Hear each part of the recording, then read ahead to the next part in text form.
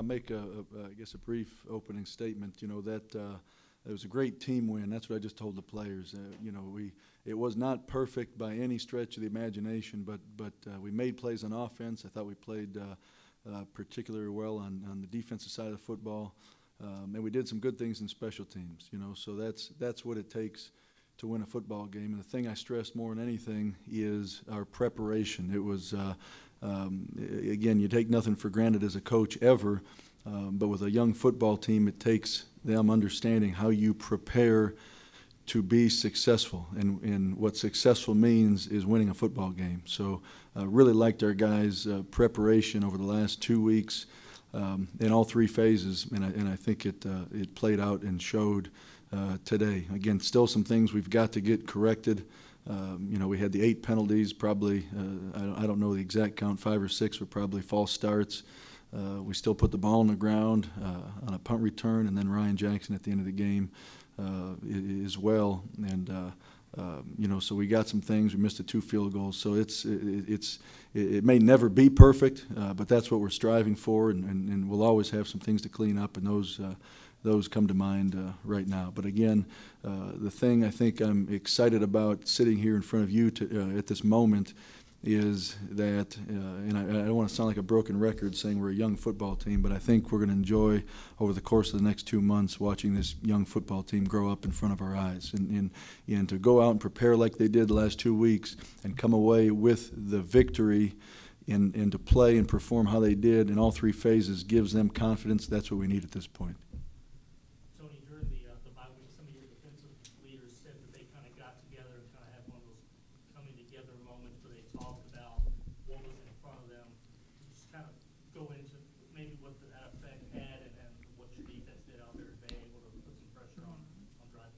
Well, and it was, you know, what I saw our guys do the last 2 weeks, which quite frankly they hadn't done, is get together. And I'm not even talking about seniors necessarily. I'm not even talking about captains necessarily. You know,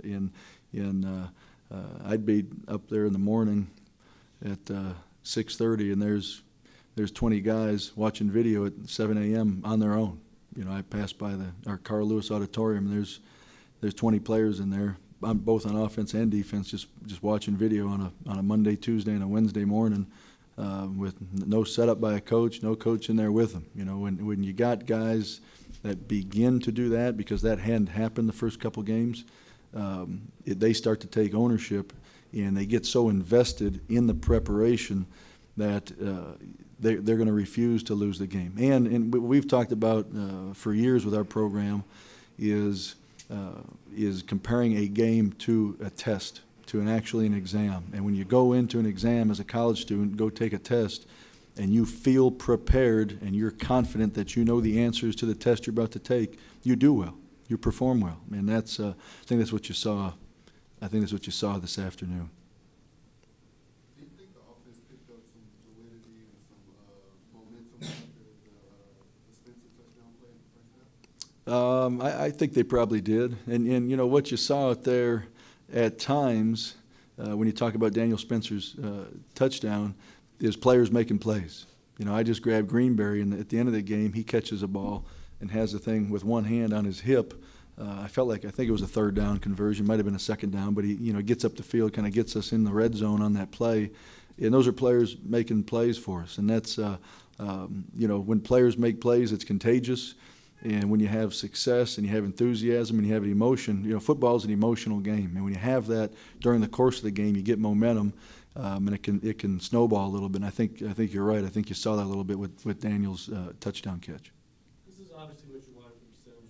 You've been talking this season about one he wasn't healthy and for other reasons, but this seemed to be the kind of game you could expect. That's exactly right. You know, and I think, and again, I glance at the stats. I want to see he had 24 carries and maybe 4 receptions. So, you know, and I think Joseph asked me this week, kind of pinpoint a number, and I said around 25, and that's 24 and 4 is 28. So that's you know, that's what we're shooting for. And I think the La Tech game, he touched it I think around 33 times, and that's fine too. You know, that was a 115 play game. So it's great to have him back. It's great to have him healthy. You know, he's a dynamic player, and what we talked about this week as an offensive staff is he may rush for 3, he may rush for 2, but at some point he's going to break one and make a guy miss and take it 50, and I think we saw that a couple times tonight. But you have an offense bounced out today like you had. Highland and Sims both getting enough with the ball, pretty much step through all that and do what you need to do progressively moving forward. And the question exactly in terms of the balance of the offense? Yes, and that's something that's important for what we do offensively. You know, and again, people I think have a perception of us offensively that all we do is throw the football, and that's not the case. You know, so we want to be balanced, and again, not being where we're going to bang our head against the wall. If a team's going to stack the box and try to eliminate the run, then we're going to have to rely on the passing game. But we'd like to be balanced and take what the defenses give us. But in a perfect world, what we did this afternoon is what we'd like to do every week. You know, run the football, establish a run, and then set up some play action throws and take shots down the field when we think it's appropriate.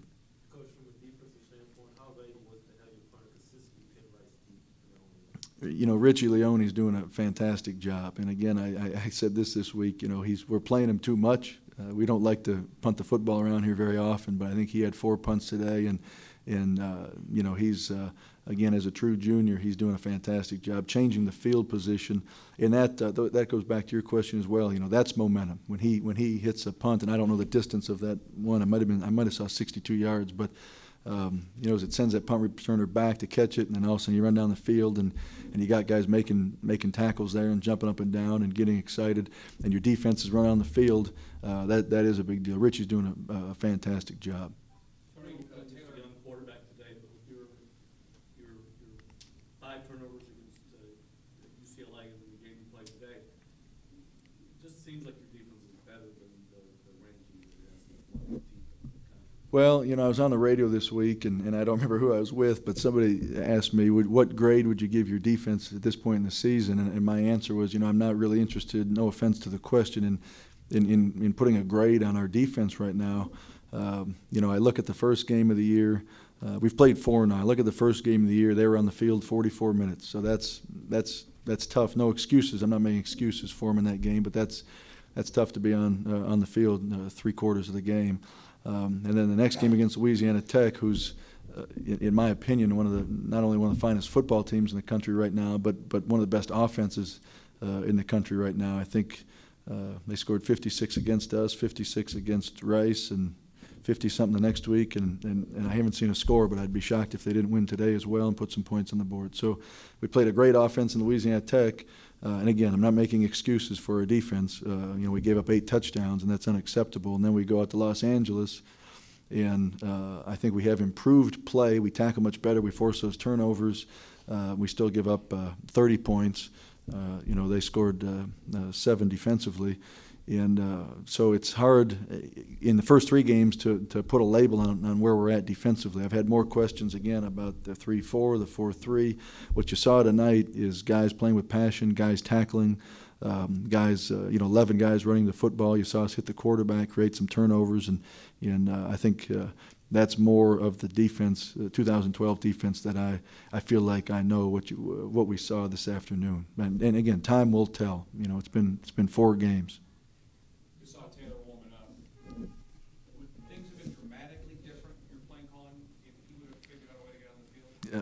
Our defensive calls? No, they would not have been different at all. Did you do a double take when you saw him because the presumption was he wasn't going to be out there? You know, I don't know who assumed that.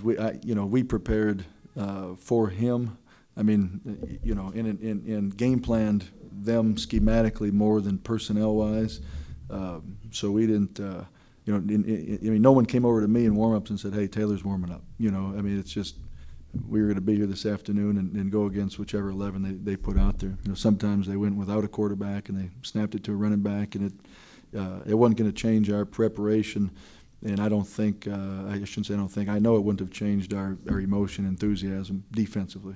But once you saw Jackson in there, I mean, he kind of said that he thought that from what he had seen of your previous games, that with him being a young quarterback, it was kind of, let's go after him. I mean, did you blitz a little bit more at some point, or was this kind of the way you wanted to do it regardless? No, this was the way we were going to do it regardless. You know, Taylor, and Taylor's doing a great job, and he's really thrown the ball well, but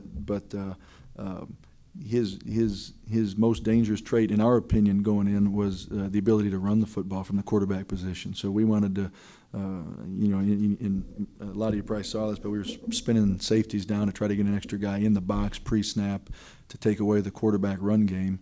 And again, regardless, really, which quarterback they played with today. Philip Stewart seemed to be all over the field, especially early on. And he's another one of your defensive captains. Philip Stewart. He's. It's ironic you asked that because I was just staring at him in the locker room as I addressed the team. He's a guy. Again, it seems like he just got here.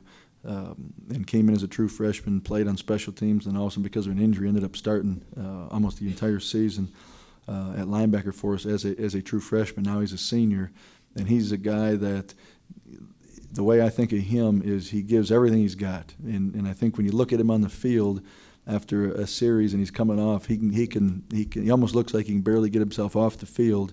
But when the ball is snapped, he's all over the place. He's making hits. He's stripping the football. Last year, again, he had 6 interceptions last season. So he's a major leader for us in the locker room. So he's done a great job up to this point in the first 4 games.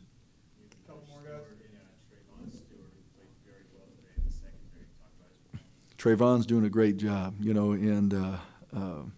Trayvon, as you look out there, and that kind of goes back to what I said maybe in my opening statement, is watching this young football team grow up it might be the most enjoyable thing for me over the course of the next 2 months. And he's a guy, Coach Spav's on the sidelines yelling where he should be, where he should go, and I'm trying to tell Coach Spav with the band playing and the people cheering, he can't hear you anyway.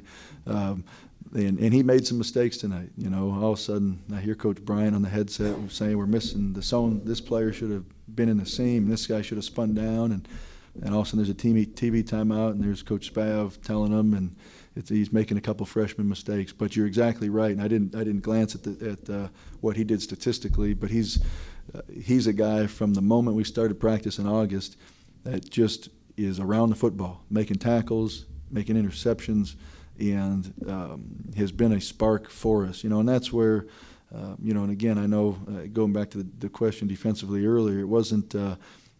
We weren't proud of anything in the first 3 games of the season, but with these young guys, just trying to find spots for them. And again, Trayvon came in as a defensive back, a high school defensive back, running back, and kick returner. We started him off at corner. He's making plays. Well, how do we get him on the field? So we move him at nickel, and next thing you know, we say, well, let's start him at free safety, and that's going to be his home for the next 4 years. So he's done a great job, and the more he plays, the better he'll get, the better our defense will play. Tony, in the preseason, you kind of joked about people buying our program because some of these guys, you'll want to know who they are. I would assume Daniel Spencer kind of fits that. I know he had been here, but the consistency, it looks like he and David have developed a really good chemistry, and that's a guy that he can go to. They have, and he's Daniel Spencer's been a guy. Dwayne Peace has been a guy as well. Even Kenneth Farrow, I think, is playing well. And consistency is a word I actually used with the team this morning. And you talk about Daniel, and I thought we caught. I didn't have a running tally of how many balls we dropped today, but we dropped 12 in our last game. And consistency. Daniel dropped one, and all of a sudden he comes back and makes a couple of great catches and runs on the touchdown. He makes a great catch that was high over his head and pulls it in. And so he's a guy that's playing. Bless you, at a high level, but needs to still be more consistent. But to reference your question, yes, he is a guy. And this summer, I tried not to say specific names because I really didn't know, who would end up becoming the playmakers for us. It's funny, and you learn, I think, every day as a coach.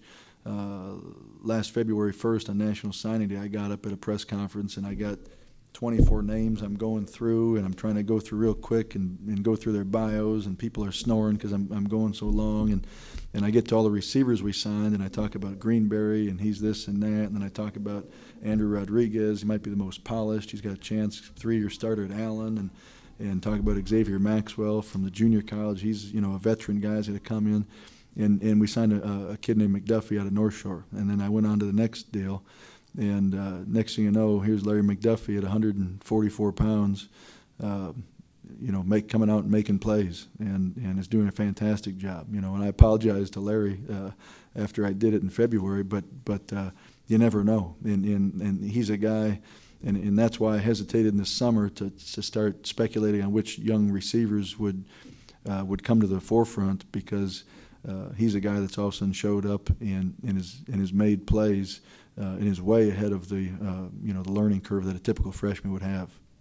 Last one, win every game, obviously you prepare hard for every game, but do you notice, is there something special this week about playing Rice? I think there is something special, and again, I mean, you're absolutely right. We prepare to win every game. We feel like we're going to win every game when the ball's kicked off. But you know, I've said it all week. I've been a part of some great rivalries as a player and as a coach. You know, as a coach, I coached at Auburn. You play Alabama. I coached at Louisville. You play Kentucky.